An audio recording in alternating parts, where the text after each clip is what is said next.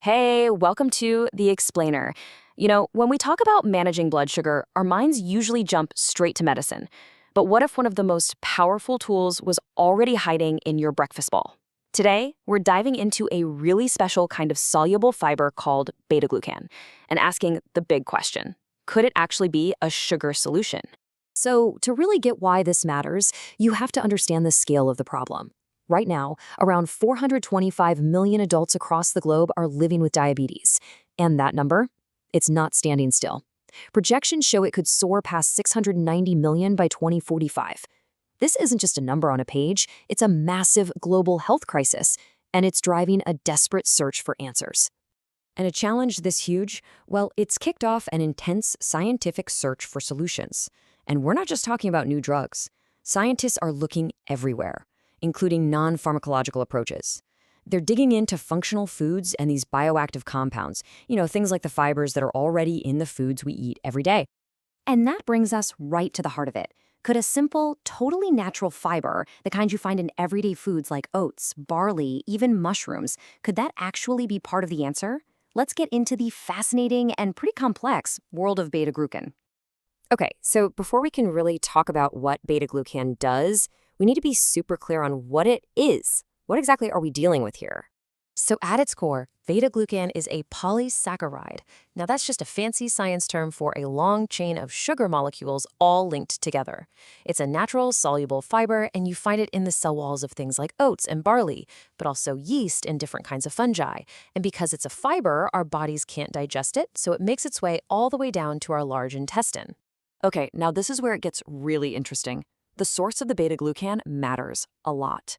As you can see here, the ones that come from grains like oats have a totally different chemical structure, different linkages, than the ones from yeast and mushrooms. And this isn't some minor detail. That structural difference is absolutely key to how they act inside our bodies. The bottom line is, not all beta-glucans are created equal. So, if this fiber can actually have an effect on our bodies, how in the world does it work? Well, scientists have a few key ideas about how beta-glucan might be able to influence our blood sugar levels.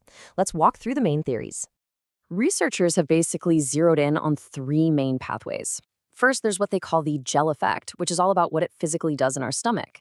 Second is the gut effect, which involves our gut microbiome, all those bacteria living in our intestines. And third, there's the cellular effect, a theory that it might directly change how our very own cells use sugar. Theories are great and all, but what does the actual research show? To really figure out the potential here, we have to look at the evidence. And like a lot of medical research, that story starts with animal studies. And the initial buzz around beta-glucan, it really came from some truly eye-opening results in these animal studies. You have to understand why scientists were so thrilled. These early trials with rats and mice were showing these incredibly strong, clear signs that a simple little thing in our diet could have a profound effect on biology. I mean, check this out. This study from way back in 1992 was a total game changer. Researchers used rats that were genetically prone to getting diabetes. In the group that didn't get any help, over 43% of them developed the disease. But in the group getting a beta-glucan from yeast, that number just plummeted, all the way down to under 7%. That is a massive protective effect. And that wasn't just a one-off finding. As you can see, other animal studies just kept adding to the evidence pile. Oat beta-glucan in rats, it lowered their blood glucose. Yeast beta-glucan in mice, it brought their high blood sugar almost back to normal. And get this, a beta-glucan from maitake mushrooms was even found to protect the special cells in the pancreas that make insulin. The evidence from animal models was, to put it mildly, compelling. But, and this is the million-dollar question that always comes up after exciting animal research, does it actually work in humans? Well, this is where the story gets a whole lot more complicated. Human trials have given us, frankly, a mixed bag of results. Everything from significant benefits to, well, almost no effect at all. This table gives you a perfect snapshot of that complexity. So, for instance, one study in 2021 gave 5 grams of oat beta-glucan to people who already had type 2 diabetes, and they saw a real decrease in their HbA1c, which is a key marker for long-term blood sugar control. That's a great result. But then a 2020 study gave just 3 grams of the same oat beta-glucan to healthy people and found no significant change. And then another trial using over 6 grams from mixed cereals for people at risk for diabetes also found no real improvement. It's all over the place. Let's just visualize that positive result from the Pinot study we just mentioned. You can literally see the difference here. The control group, the folks who didn't get the supplement, their long-term blood sugar marker actually got a little worse over 12 weeks. But the group taking the oat beta-glucan saw a significant drop.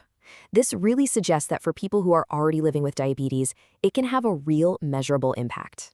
So what's going on here? Why are the results so inconsistent? Why does it seem to work wonders in some studies but not others? Well, it's not because the science is bad. It's because the science is really, really complex. So let's break down the key factors that researchers think are contributing to all these mixed messages. What are the variables that can completely change the outcome when you're studying this fiber? Okay, first, as we've already seen, the source and structure are huge. Oat, barley, and yeast beta-glucans just are not interchangeable. Second, the dose and how long these studies last are all over the map. Third, and this seems to be a really key factor, is the health of the people in the study. The effects seem to be much, much stronger in people who already have type 2 diabetes. And finally, get this, even how the beta-glucan is delivered, whether it's in a drink, a soup, or baked into bread, that can change how effective it is.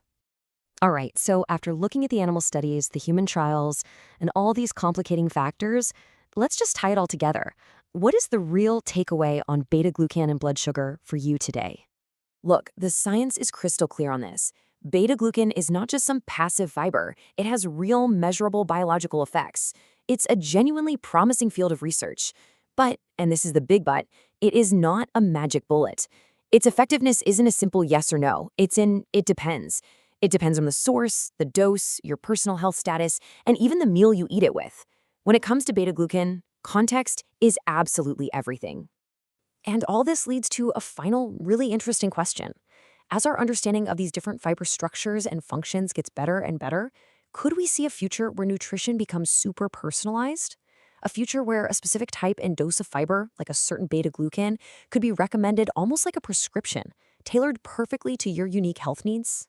It's a fascinating thought. Thanks for joining us on The Explain.